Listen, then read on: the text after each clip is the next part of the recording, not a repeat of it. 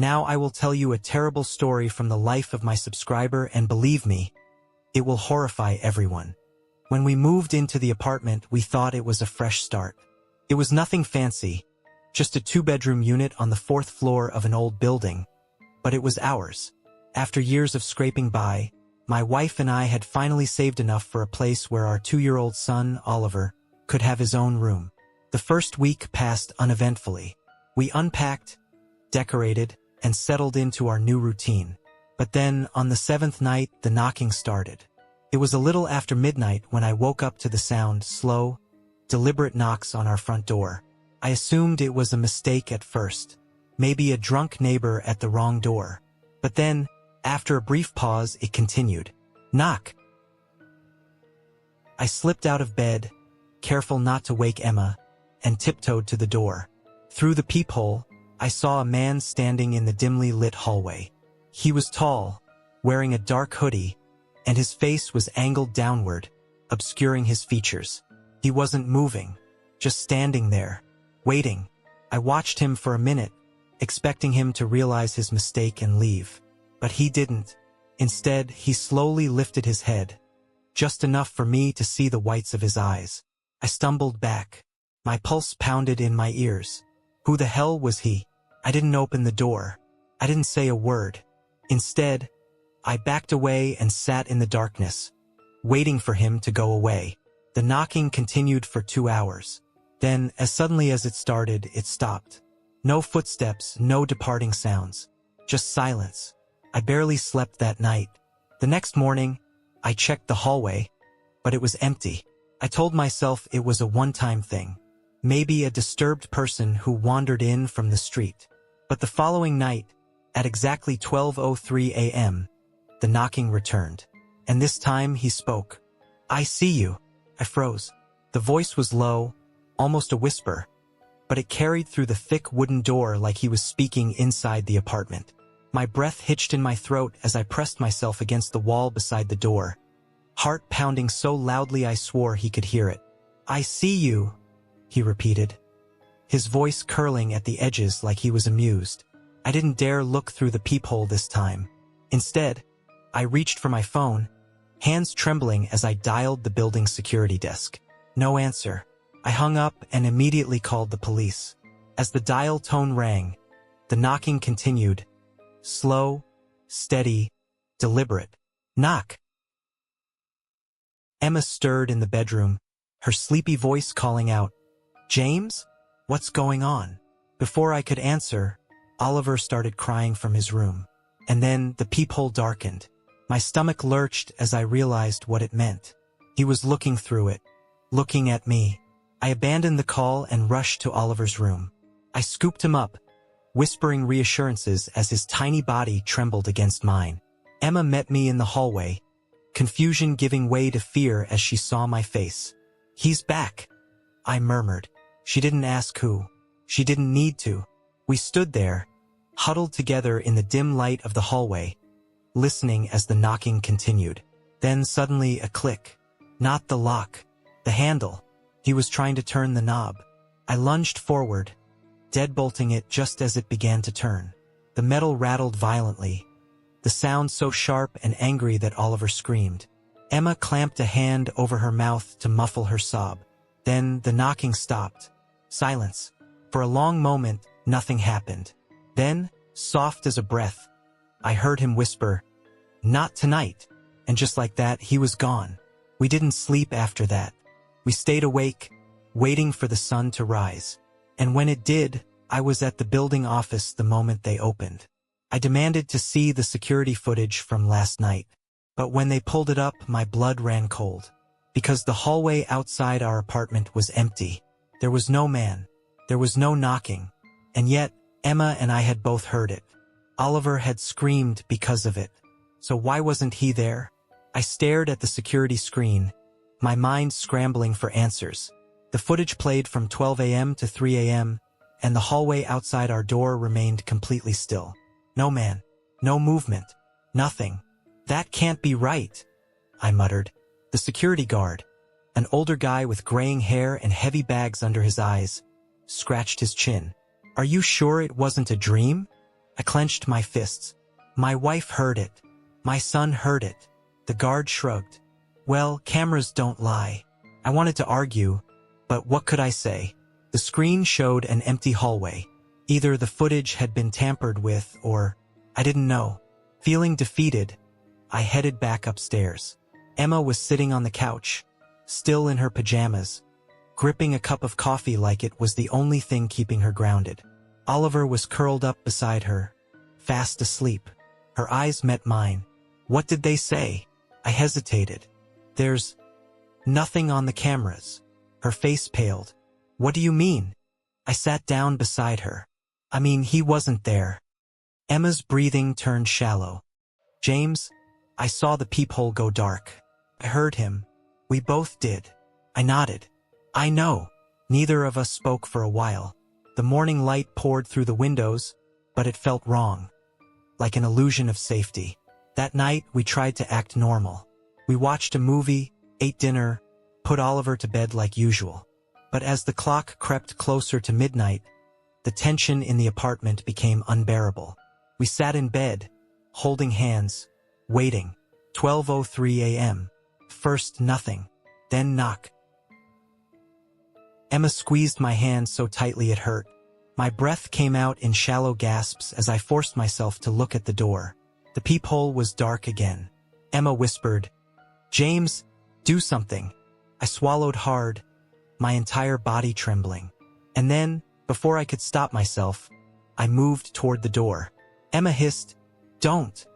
But I ignored her. Step by step, I crept closer. My bare feet felt like lead against the hardwood. I reached out, my fingers hovering over the peephole. My mind screamed at me not to look, but I had to. I pressed my eye against the glass. A face stared back at me. Not just any face. Mine. It was me, standing on the other side of the door. I gasped and stumbled backward. The voice returned, whispering, let me in. Couldn't breathe. The face staring at me through the peephole, it was mine. Same short dark hair. Same faint scar on my forehead from a childhood accident. Same tired eyes. Knock. Let me in. I backed away so fast I nearly tripped over myself. Emma saw my face and jumped up. James? What is it? I couldn't answer. I couldn't speak. The knocking stopped. Silence. For a moment I hoped that maybe he was gone. Then something slid under the door. A photo. I stared at it, my hands shaking as I picked it up. It was an old Polaroid, the colors slightly faded. It showed a family. A man, a woman, and a baby. The man looked exactly like me. Not similar. Not a distant resemblance. It was me. Emma clapped a hand over her mouth. Oh my God. I flipped the photo over. There was something scrawled on the back in shaky, uneven handwriting. You shouldn't be here. A shiver crawled up my spine. I looked at Emma, her eyes wide with fear, and then Oliver started screaming. We ran. His bedroom door was wide open. He was sitting up in his crib, tears streaming down his tiny face. Baby, what's wrong? Emma cried, scooping him up. Oliver pointed toward the closet. I turned, every hair on my body standing on end. The closet door was open just a crack. I stepped forward, my whole body stiff. Slowly, I reached out and pulled the door open. Inside, hanging among Oliver's tiny clothes, was another photo, pinned to the back wall with a rusted nail. It was a picture of our apartment, but not as it was now, as it used to be. The wallpaper was different, the furniture was old-fashioned. And standing in the doorway of the apartment was the same man from the first photo. The man who looked exactly like me. I dropped the picture and staggered back. My mind was spinning, trying to make sense of something that made no sense at all. Then, from the living room, the doorknob started turning again. Emma gasped. James! I ran. I slammed the deadbolt down, just as the knob jerked violently. Then, through the door, the voice whispered one last time that night. You stole my life. I felt like I was going to be sick. You stole my life. The words seeped into my brain, twisting into something dark and incomprehensible. I pressed my back against the door, my heart hammering so hard I thought it might burst. Emma stood frozen, clutching Oliver so tightly he whimpered. The apartment felt smaller. The walls seemed to press in around us, suffocating. I needed answers. I grabbed the Polaroid from the closet and flipped it over. My breath caught in my throat. There was writing on the back. A date, March 2nd, 1986. And below it, a name, James Caldwell. I swallowed hard.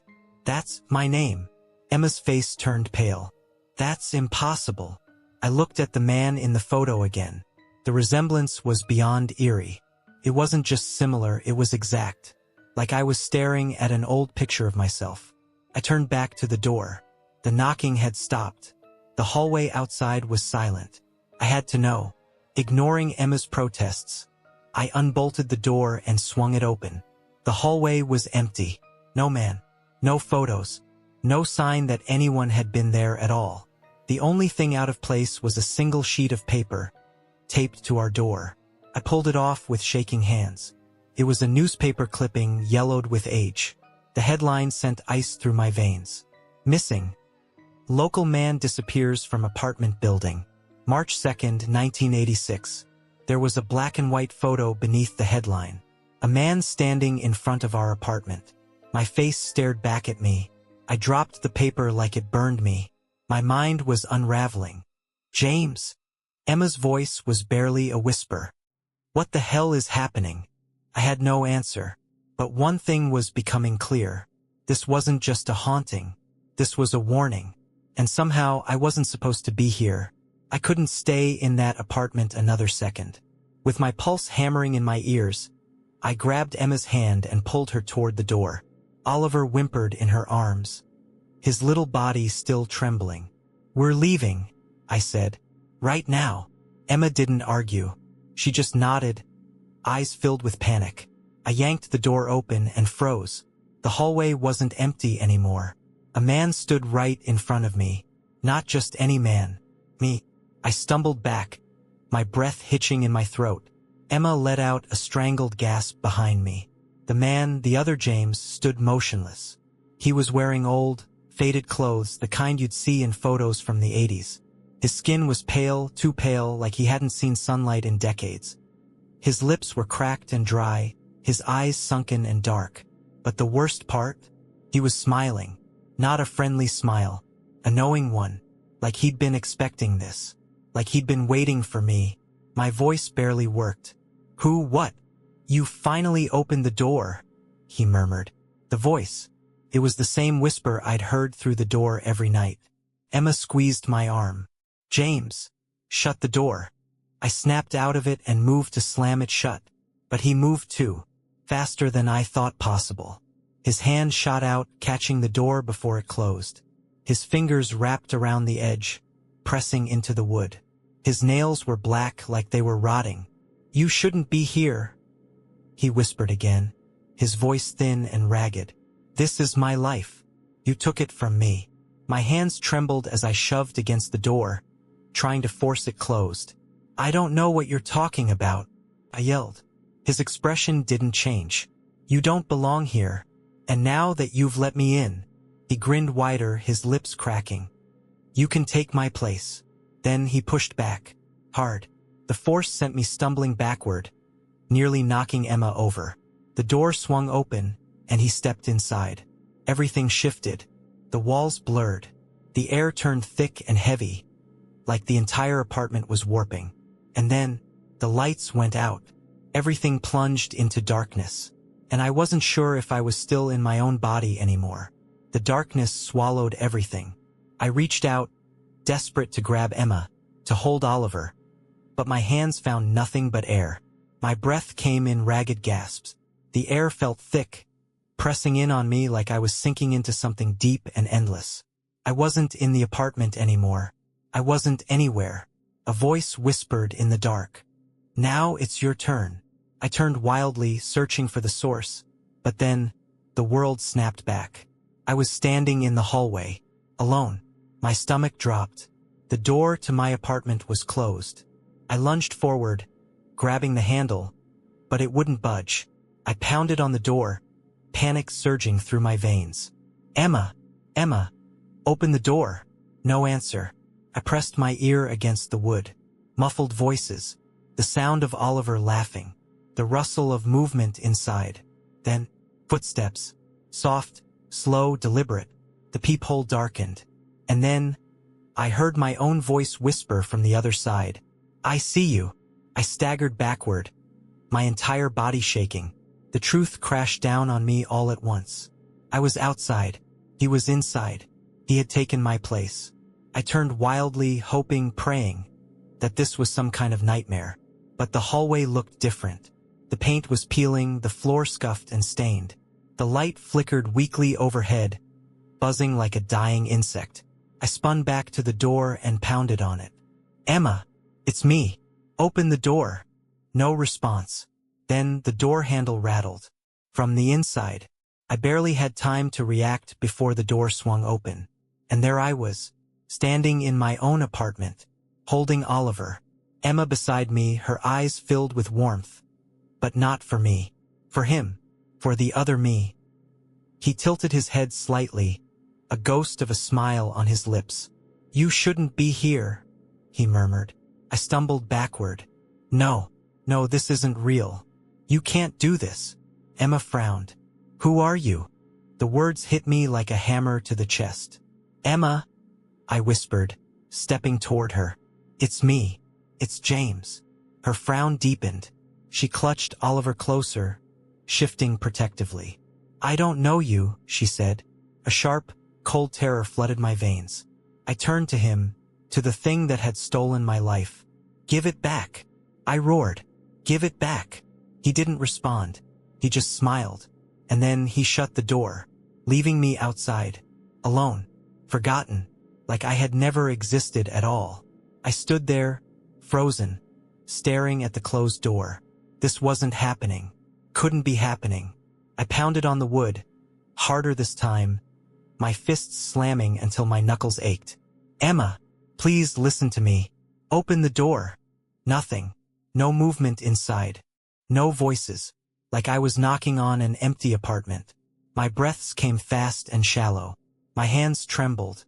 I turned and ran down the hallway, my feet slamming against the floor as I sprinted toward the building office. I burst in, gasping, startling the night guard from his half-asleep daze. He blinked at me. "Sir, are you?" "My apartment," I choked out. Someone took my place. My wife, my son. They don't recognize me. You have to help me." He frowned. "Sir, slow down." "What apartment?" 4B, I practically shouted. His face went blank. "That apartment's been empty for years." My stomach plummeted. I grabbed the edge of his desk. No, that's not possible.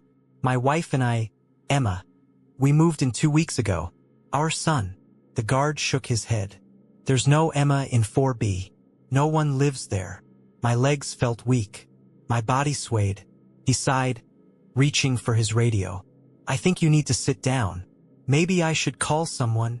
But I wasn't listening anymore. I turned and ran.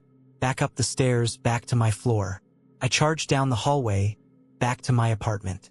Only, it wasn't my apartment anymore. The door was different.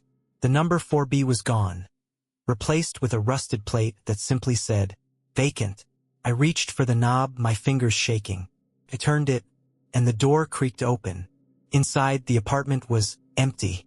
No furniture, no toys, no pictures on the walls. Just dust and silence. Like no one had lived there for decades. I staggered inside, my breath coming in quick, uneven gasps. No, this isn't right. I turned in circles, searching for something, anything, that proved my life had existed. Then, my eyes fell on the floor, on a single Polaroid photo. My hands shook as I picked it up. It was a picture of the door to my apartment. And standing outside of it was me. A shadow loomed over my shoulder in the photo. A tall, dark figure. And written at the bottom in jagged black ink, "I see you." I dropped the photo and stumbled back, my vision swimming. And then, the knocking started. Knock! From the inside of the empty apartment. Behind me, I turned. Slowly, fear curling around my spine like ice. just as the closet door began to creak open, and a voice, soft and smiling, whispered, "It's your turn now." I couldn't move. The closet door creaked open, inch by inch, revealing nothing but a void of darkness. And then I saw him, the man, the other me. He was standing inside the closet, half hidden in the shadows, his head tilted at an unnatural angle. His smile was too wide. His eyes were too dark. "You understand now," he whispered. I stumbled back, shaking my head. No, this isn't real." He took a slow, deliberate step forward. "You opened the door," he said, his voice curling like smoke. "Just like I did." The walls of the apartment shivered, warping like heat rising from pavement. The air grew thick, suffocating. I pressed myself against the front door, gripping the handle, but it wouldn't turn. "You shouldn't be here," he continued, stepping closer. "This place needs one of us.